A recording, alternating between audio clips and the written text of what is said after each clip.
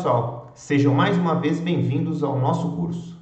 Na aula de hoje, iremos tratar sobre os princípios de funcionamento do CLP.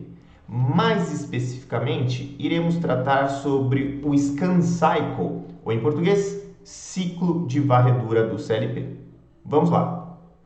Pois bem, então pessoal, o CLP é um elemento que trabalha em tempo real. E para que isso aconteça, é necessário que ele observe se ocorreu ou não uma mudança de estado, perfeito? Diante disso, o que acontece? Ele promove um ciclo, tá? Um ciclo de operação. Então, a todo momento, ele observa as suas entradas, né? Ele lê as entradas, né? Depois desses dados capturados, ele leva esses dados para o seu programa, o programa do usuário, né? Com a sua lógica de controle, e depois, baseado nessas observações, ele atua energizando ou desenergizando as suas saídas, perfeito? A isto, pessoal, a gente dá o nome de ciclo de varredura, ou Scan Cycle do inglês, tá? Então, esse processo de leitura, depois processamento e ação, né? A gente define isso como o ciclo de varredura do CLP, tá? Então, essa figurinha aqui exemplifica melhor para nós esta ideia. Então, ele recebe informações de leitura, né, das entradas, né, ele lê as entradas, normalmente um sensor ou um botão, né? Depois disso, você executa os seus programas, perfeito? Justamente utilizando a programação, né? Nesse caso, a gente vai utilizar a linguagem Ladder, e depois você atualiza as suas saídas, perfeito? Então, é um ciclo de controle definido, perfeito? Lê as entradas, executa a sua lógica de controle e, por fim, você atualiza as suas saídas, agindo no seu processo, de forma a controlá-lo. Isso, pessoal, é um processo contínuo e sequencial, ou seja, uma vez que o CLP esteja ligado, ele vai estar executando, perfeito, esse ciclo de varredura, tá joia? Pois bem, para que vocês entendam melhor, né, cada uma dessas etapas, a gente vai descrever elas brevemente aqui. Pois bem, como é um sistema microprocessado, né, um sistema computacional, a gente tem que entender que todo sistema computacional, quando ele é energizado, primeiramente, ele tem um ciclo, né, que a gente chama de inicialização, né, uma tarefa de inicialização, assim como a gente tem no nosso computador, tá? Então, é um processo, basicamente, de verificar se a CPU, as memórias, os circuitos auxiliares, se o programa, as saídas, né, se tem alguma coisa que deva ser energizada ou desenergizada, perfeito? Então, a gente chama isso de inicialização. Tá joia? Isso acontece apenas uma vez, tá? Uma vez que é uma atividade de início do seu processo, tá joia? Então, esse é a primeira parte do processo, da execução do CLP, tá? Depois disso, né? Então, depois energizado, uma vez que o programa começa a ser executado, né? A lógica do projeto, do controle, né? Nós iremos, então, verificar as entradas, tá joia? Então, o primeiro estado, né, a primeira ação que o CLP executa dentro desse ciclo de scan, tá, é verificar as entradas, como a gente observou na figura anterior, perfeito?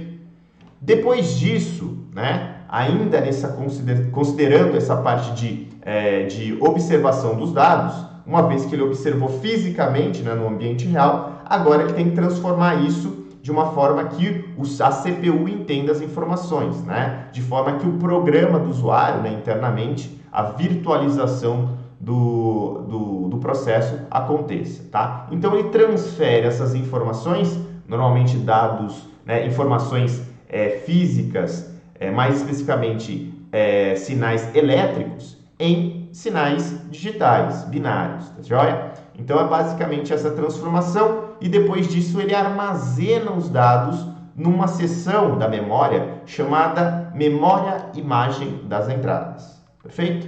Então, só a gente relembrando.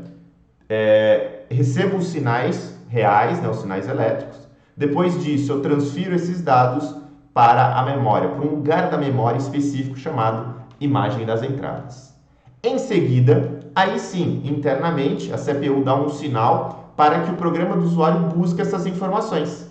Tá joia? Então, nesse instante, depois da leitura e da transformação dos dados, né, para a transferência dos dados para a memória, Aí o programa do usuário acontece de fato, perfeito? Então ele primeiro consulta esta memória, imagem das entradas, executa a lógica, perfeito?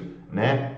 Observando ali quem deve ligar, quem deve desligar, quais são as funcionalidades internas do seu programa e depois ele atualiza, né, uma outra seção da memória chamada memória imagens das saídas, perfeito? De forma semelhante, muito parecido com a imagem das entradas, tá? Então, executou esse processo, né, de lógica, depois ele retorna esses dados para uma outra seção da memória, tá? Já é chamada memória imagem das saídas, perdão. E por fim, tá joia? Diante desse contexto, como a gente falou, ele vai ter que atualizar as suas saídas. E de que forma é feito isso, né? O módulo das saídas, né, que faz essa conexão com o ambiente externo, que vai enviar sinais elétricos para o sistema, para o processo, né, diretamente. Ele vai lá, busca essas informações que estão na memória e atualiza as suas saídas, perfeito? Energizando quem tem que energizar e desenergizando quem tem que desenergizar, perfeito? Então, esses são os passos iniciais, tá joia?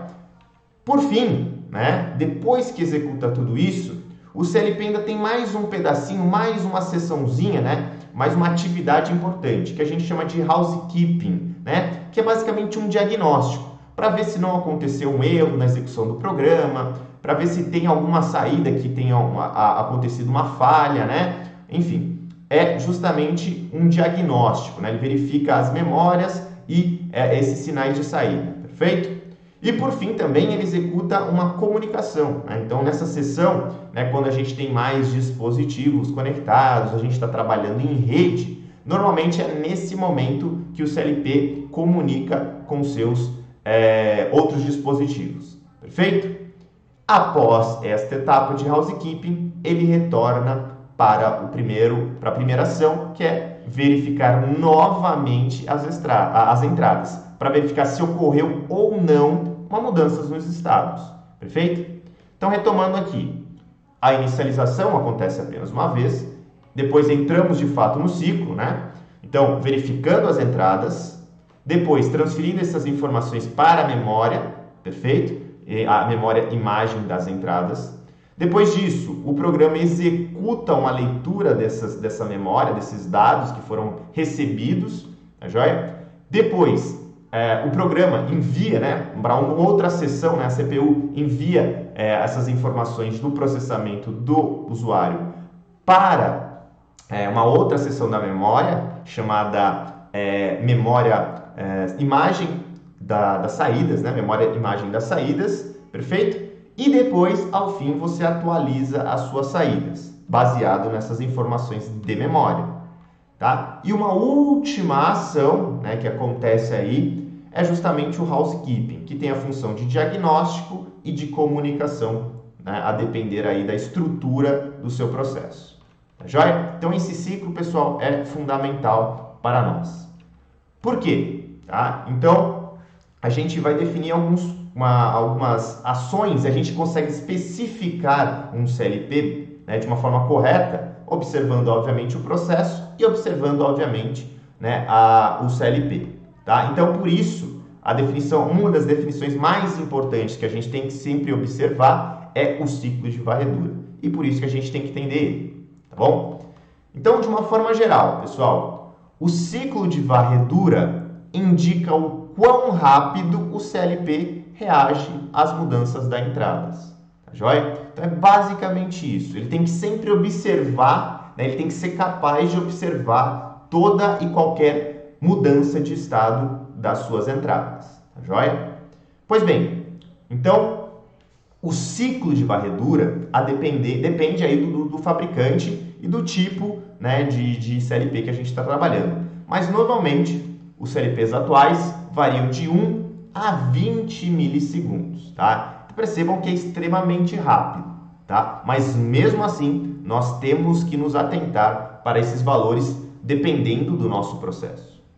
Então, o tempo do ciclo de varredura, né, esse tempo aqui varia de 1 a 20 milissegundos, né, depende da velocidade do processador, tá? Do tamanho do programa do usuário e do tipo de instruções executadas. Existem instruções que demoram mais, são mais pesadas, exigem mais memória e outras mais leves, tá joia? Então, por isso, né, o ciclo de varredura pode variar, tá? Mas normalmente o fabricante define, por exemplo, se ele dá 10 milissegundos para você, todo o seu programa vai ser executado em 10 milissegundos, né? Aquilo ali é uma ordem máxima, tá joia? Normalmente, tá? Então, suporta até, né, 10 milissegundos é o tempo máximo que ele demora para processar as suas informações.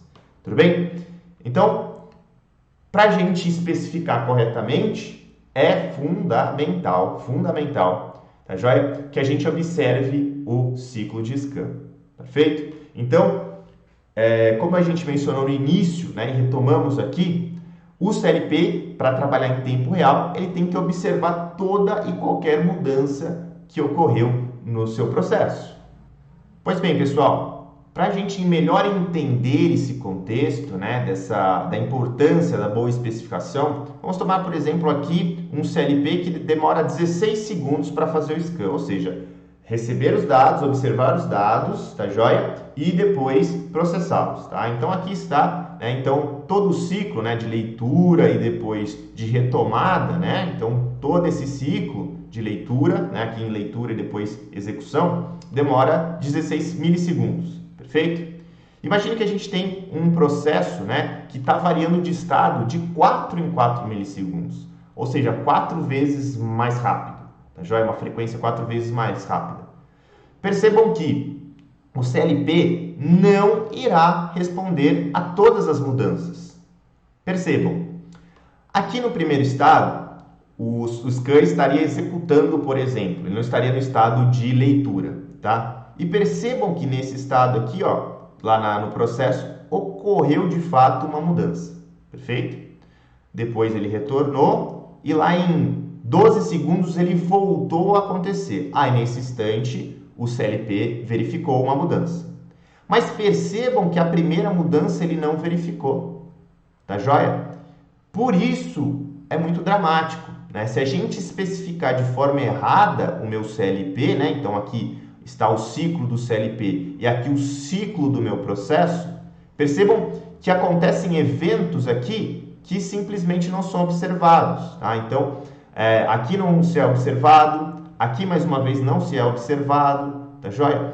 Nessa condição, por exemplo, você poderia, né, fazer com que seu processo travasse, tivesse uma condição errada, né, um funcionamento muito errado, tá joia? Então é por isso a especificação correta do scan do CLP é fundamental.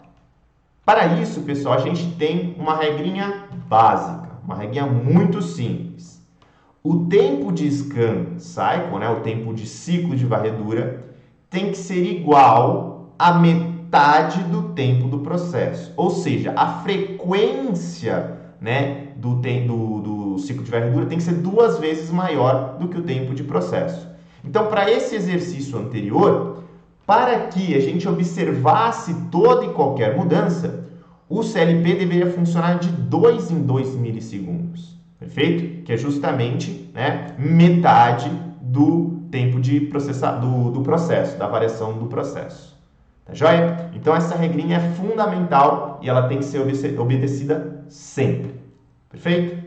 Então é isso, pessoal. A gente verificou nessa aula, né, o conceito do princípio de funcionamento de um CLP, que é justamente o ciclo de varredura ou scan cycle, né? Então, a gente verificou ali as etapas principais de leitura das entradas, execução do programa e atualização das saídas, perfeito? Isso se repete desde quando, né, o CLP é colocado no modo run, no modo execução, tá joia? Isso é fundamental, principalmente para uma especificação correta do meu sistema, tá joia? Então, obedecendo a regrinha que a gente falou por último, né, o tempo de scan cycle, né, ou seja, a frequência de leitura tem que ser 2 vezes maior do que a frequência do processo, tá joia? Ou seja, o tempo de scan cycle tem que ser metade do tempo do processo, tá? Isso é fundamental para que a gente execute um controle de forma adequada, perfeito?